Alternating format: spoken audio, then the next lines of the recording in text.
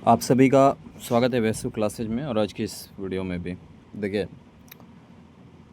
जैसे कि आप थंबनेल टाइटल में पढ़ चुके हैं कि इस वीडियो में हम कवर करेंगे क्या, तो पीआरडी टेक्निकल असिस्टेंट का वीडियो आज लंबा होगा, परेशान नहीं होना है आपको, ठीक है। क्योंकि ये वीडियो इसलिए लंबा होगा क्योंकि प्रोसेस हम आपको कंप्लीट डिटेल्स देने वाले हैं। अगर आप इस वीडियो को थोड़ा सा भी स्किप करते हैं तो आप खुद ही परेशान हो जाएंगे बाद में। ये जॉब का मामला है, पहला तो ये भी समझ लीजिए कि आप थोड़ा सा भी इधर उधर कर लेते हैं और उसके कारण से अगर प्रॉब्लम में फंसते हैं तो फिर आप ही को नुकसान है। तो इसलिए इस वीडियो को एंड तक देखिएगा। वीडियो थोड़ा सा लंबा होगा क्योंकि कई सारे टर्म्स हैं जो आपके इस वीडियो में क्लियर हो जाएंगे, ठीक है। डिस्कस क्या करेंगे वो हम आपको बता दें। सबसे पहला हम लोग डिस्कस करेंगे काउंसलिंग, ठीक है। दूसरा आपका डिस्कस करेंगे डीवी डॉक्यूमेंट वेरिफिकेशन, जिसमें हम लोग काउंसलिंग में पहले तो काउंसलिंग की प्रोसेस क्या होगी स्टेप बाय स्टेप हम आपको बताएंगे, ठीक है। डीवी में भी डीवी क्या प्रोसेस क्या होगा, डीवी के लिए लिस्ट क्या होगा वो भी, ठीक है। तीसरा बताएंगे हम आपको और शेयर करेंगे फाइनल सिलेक्शन। फाइनल सिलेक्शन यह सभी का सभी सिंगल वीडियो में कवर होगा, ठीक है। एक और यहाँ पास रख लेते हैं, नंबर 1 पे ही उसको भी रखें पहले तो वो ये रहेगा अभी कि टेक्निकल असिस्टेंट का फ्रेश मेरिट लिस्ट। कुछ डिस्ट्रिक्ट ऐसे हैं जहाँ पास आपका फ्रेश मेरिट लिस्ट रिलीज हो चुका है, ठीक है। कुछ ऐसे डिस्ट्रिक्ट हैं जहाँ पास अभी भी रिलीज नहीं हुआ है, ठीक है। अब जहाँ पास रिलीज हो गया है, जिसका नहीं हुआ है, सभी के लिए ये प्रोसेस तो सेम ही रहने वाला है कि आपको फ्रेश मेरिट लिस्ट में आपका नाम आएगा तो आप काउंसलिंग के लिए ही जाएंगे। काउंसलिंग और डीवी तो आपको करवाना ही है, डॉक्यूमेंट वेरिफिकेशन करवाना ही है, तभी आपका फाइनल मेरिट में नाम आएगा। तो इसलिए इस वीडियो को एंड तक देखना है आपको। इस वीडियो को सबसे पहले तो लाइक कर दीजिए, शेयर कर दीजिए। जो लोग अभी तक अपने अपने डिस्ट्रिक्ट का फ्रेश मेरिट लिस्ट का अपडेट अभी तक नहीं देखे हैं वो इस वेबसाइट की मदद से, ठीक है, वो इस वेबसाइट की मदद से देख लेंगे।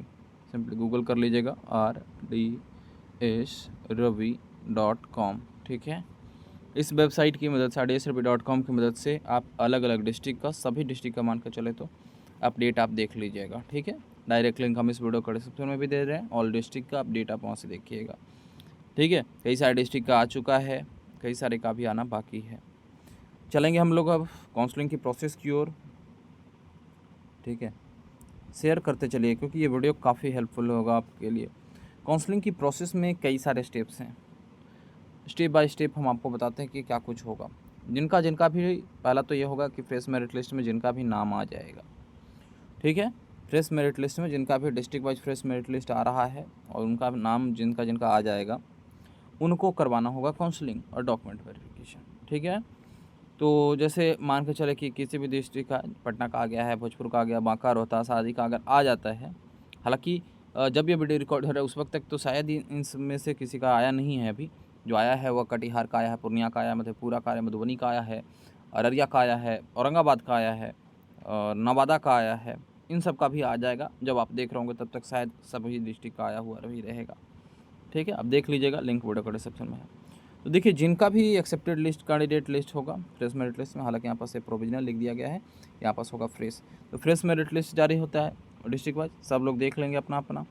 कट ऑफ आप पार कर रहे हैं तो आपको प्रोसेस है फॉलो करना है काउंसलिंग का। शॉर्टलिस्टेड उम्मीदवार का नाम रोल नंबर वगैरह सब उसमें मेरिट में आपका दिया हुआ है। आई होप कि आप लोगों ने चेक भी किया होगा। दूसरा, आप काउंसलिंग का प्रोसेस क्या है वो समझें, यहाँ से वीडियो आपका मूल्य शुरू हो जा रहा है। तो सबसे पहले तो काउंसलिंग का शेड्यूल और वेन्यू दोनों जानना ज़रूरी है।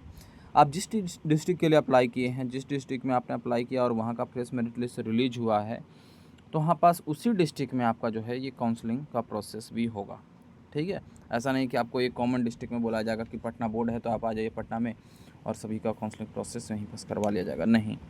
जिस डिस्ट्रिक्ट में आपने अप्लाई किया है वहीं पास आपका वो होगा, काउंसलिंग होगा। काउंसलिंग के लिए वेन्यू क्या होगा, कहाँ पास होगा, तो ज़्यादातर जो देखा जाता है वो आपका देखा जाता है पंचायती राज कार्यालय जो होता है, डिस्ट्रिक्ट पंचायती राज ऑफिस जो होता है वहाँ पास होती है। और उसी के द्वारा जो है तारीख भी, डेट भी, टाइमिंग भी और स्थान सभी का सभी डिसाइड किया जाता है, ठीक है। तो इसमें आपका जो स्थान है ज़्यादातर कलेक्ट्रेट समान्यालय जो डीएम ऑफिस जिसको भी बोलते हैं वहाँ पास, या जिला परिषद की हॉल की घोषणा की जाती है, ठीक है। अब किस किस डिस्ट्रिक्ट का काउंसलिंग का डेट आ गया है उसके लिए हम एक अलग से वीडियो भी लेकर के आएंगे, ठीक है। अभी आप स्टेप समझ लीजिए कि कैसे कैसे आपका प्रोसेस चलेगा। तो ये आपका काउंसलिंग तो पहला होगा, काउंसलिंग के लिए स्थान, और ये ज़्यादातर आपका जो समन्वयालय है, कलेक्ट्रेट है, वहाँ पास टाइमिंग और डेट सब कुछ जो है आपका अपना डिस्ट्रिक्ट जिसमें आपने अप्लाई किया वही रिलीज करता है। कई सारे डिस्ट्रिक्ट का रिलीज हो चुका है, पहले ही बता दें, उसके लिए हम अलग से वीडियो भी बनाएंगे। और जो डेट होगा, जो टाइमिंग दिया हुआ होगा, उसी के बीच में आपको करवाना है उस मुख्यालय में जहाँ पास वो डेट टाइमिंग वेन्यू बताया जाएगा, वहीं पास करवाना है। उसके बाद आपका नहीं होगा। अब सबसे मोस्ट इम्पॉर्टेंट, आपको वहाँ पास जाने के बाद करना क्या है। तो वहाँ पास जाने से पहले वाले समझ लीजिए कि क्या करना है, क्योंकि वहाँ पास जाने के बाद आपको कुछ नहीं करना। वहाँ पास जाने के बाद तो वहाँ पास जो अधिकारी होंगे वो करेंगे आपके साथ। तो अभी क्या है कि आपको पहले करना है, तो वो आपको डॉक्यूमेंट बना लेना है, डॉक्यूमेंट जो है आपको तैयार रखना है। तो डॉक्यूमेंट क्या क्या रेडी रखना है काउंसलिंग के लिए। डॉक्यूमेंट वेरिफिकेशन के समय आपको जो है कुछ ओरिजिनल डॉक्यूमेंट्स और उनकी सेल्फ अटेस्टेड फ़ोटो कॉपी 2 से 3 सेट, ध्यान रखिएगा कितना, 2 से 3 सेट आपको रखना है। उसके बाद आपको पासपोर्ट साइज़ फ़ोटोग्राफ भी लेकर के जाना है, ठीक है। अब चलिए हम कुछ डॉक्यूमेंट का लिस्ट बता देते कि कौन कौन सा डॉक्यूमेंट आपको लेकर के जाना है। तो देखिए सबसे पहले तो 10वीं 12वीं अगर आपने किया है, ठीक है, अगर डिप्लोमा होल्डर हैं तो आप लोग तो 10वीं तो किए ही होंगे, कुछ लोग 12वीं भी किए हैं, तो उसका मार्कशीट और सर्टिफिकेट लेकर के चले जाना है, ठीक है।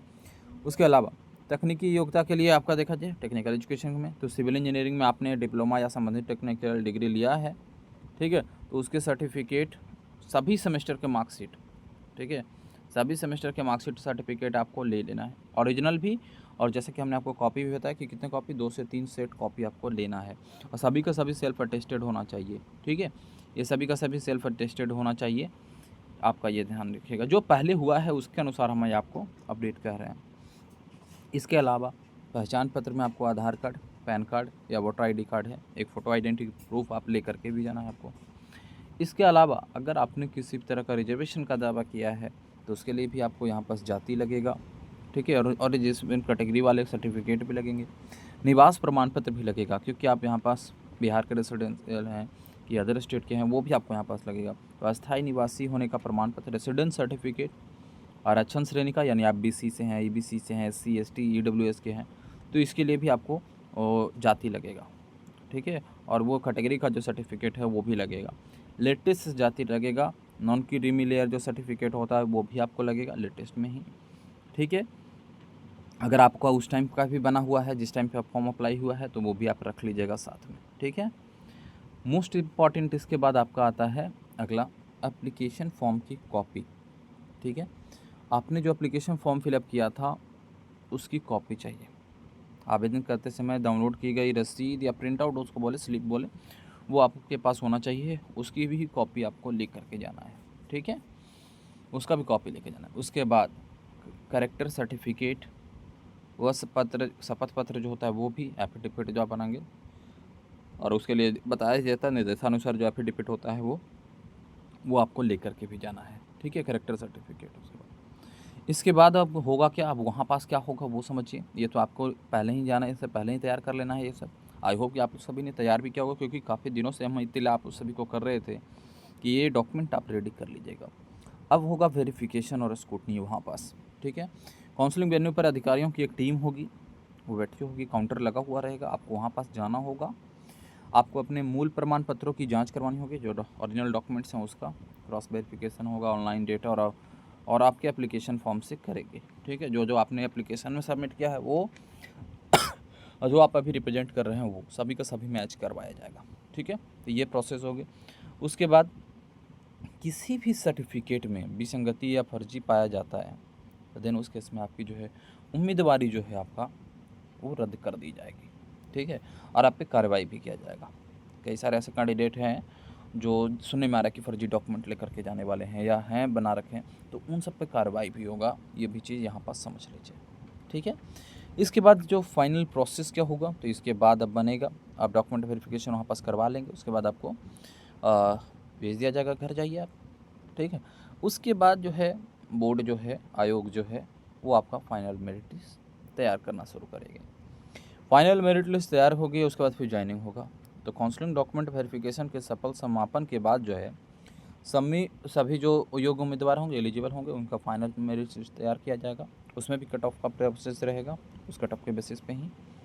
उसके बाद जो है अपॉइंटमेंट और कॉन्ट्रैक्ट लेटर जो है वो सौंपा जाएगा, और उसके बाद जो भी आवंटित किया जाएगा, अलॉट किया जाएगा पंचायत या प्रखंड ब्लॉक जो भी है वहाँ पर पोस्टिंग दे दी जाती है, और उसके बाद आप अपना वहाँ से जॉब करना शुरू कर देंगे।